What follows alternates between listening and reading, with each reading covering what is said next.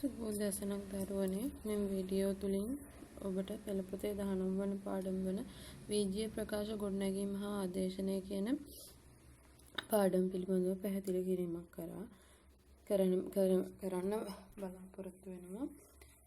මීට පෙර වීඩියෝ තුලින් ඥාත පදයක් කියන්නේ මොකක්ද, අඥාත පදයක් කියන්නේ මොකක්ද, වීජීය සංකේත කියන්නේ මොනවද කියලා අපි සාකච්ඡා කරා.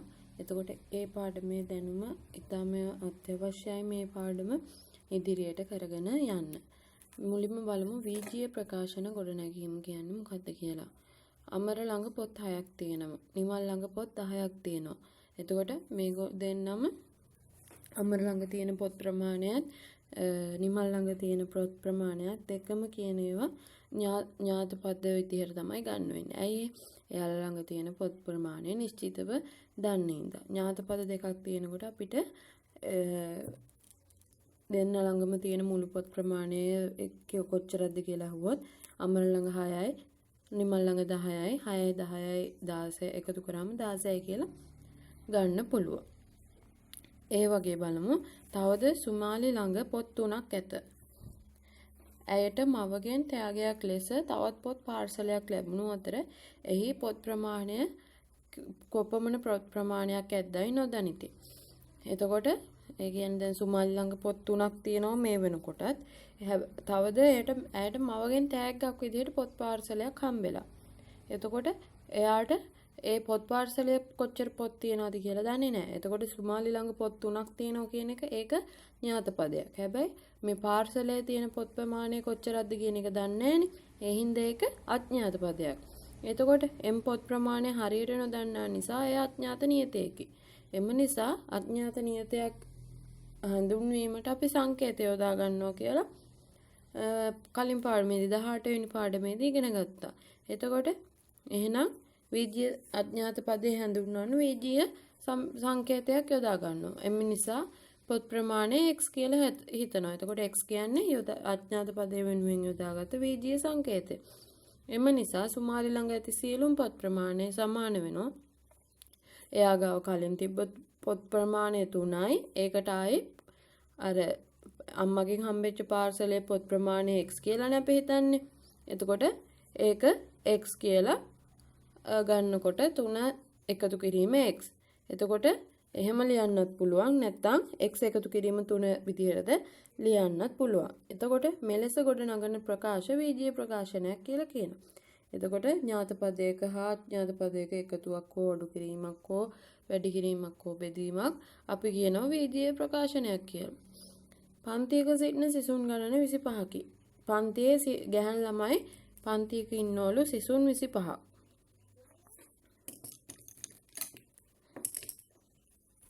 සිසුන් 25ක් ඉන්නවා.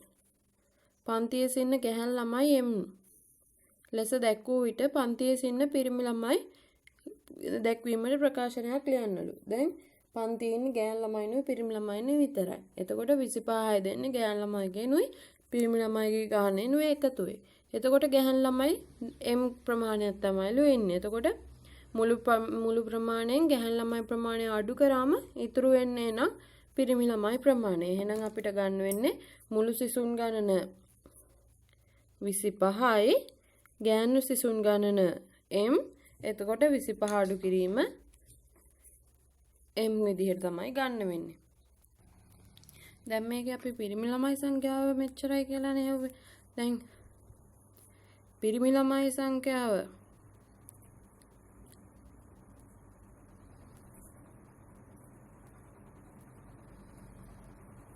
n කියලා ගමු. එහෙනම්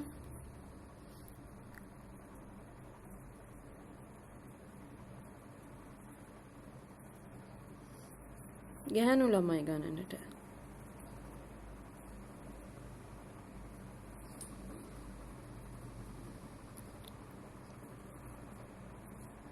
ගැහැණු ළමයි ගන්න වෙන එහෙනම් 25 රින n. දැන් අපිට මුළු ළමයි සංඛ්‍යාවට මෙහෙමත් ලියන්න පුළුවන්.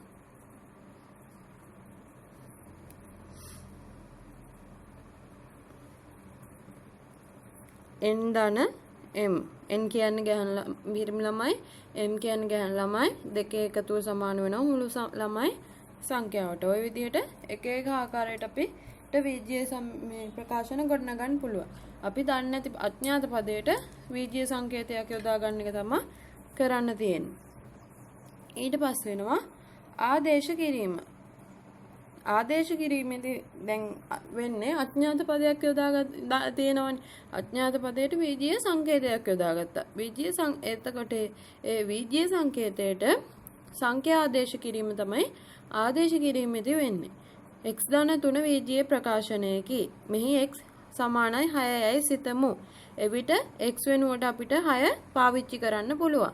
එහෙනම් x ධන 3 සමානයි x ධන 3 නේ දැන් වීජීය සමීකරණේ. එහෙනම් x සමානයි 6 නම් 6 ධන 3 9 වෙනවා.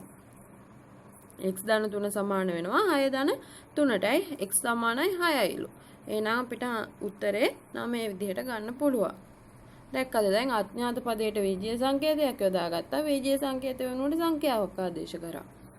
ඒකට තමයි ආදේශ කිරීම. තව එකක් බලමු. x ඍණ 5 වීජීය ප්‍රකාශනයේ x සමානයි 10යි නම්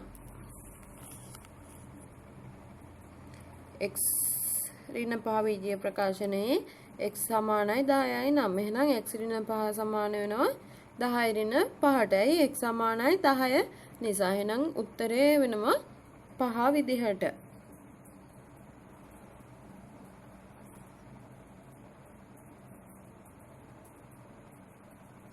හරිද ඊට පස්සේ අපි ගාණක් බලමු. කේක් කිලෝක මිල රුපියල් x වේ. තවද පිටි කිලෝක මිල රුපියල් 80ක් වේ. කේක් සහ පිටි කිලෝ බැගින් ගැනීමට යන වියදමට ප්‍රකාශනයක් ලියන්නලු.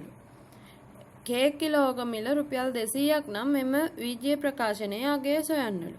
මුලින්ම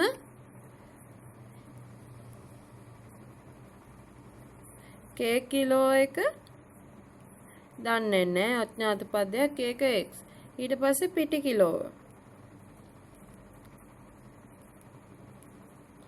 පිටි කිලෝවක් රුපියල් 80යි. එහෙනම් අපිට මේ දෙකේම එකතු ගන්න වෙනවා x ධන 80යි කියලා.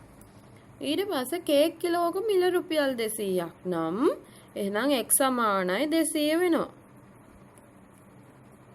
200යි නම් x ධන 80 සමාන වෙනවා 200 ධන 80ට.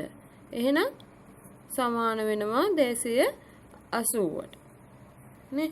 ඔය විදිහට අපිට ඕනම ප්‍රකාශනයක් ගොඩනගන්න පුළුවන්. වීජීය ප්‍රකාශනයට සංඛ්‍යා ආදේශ කරලා අගයන් ලබා ගන්න පුළුවන්. එතකොට ওই පාඩමේ තියෙන ওই ටික. ඒ ටික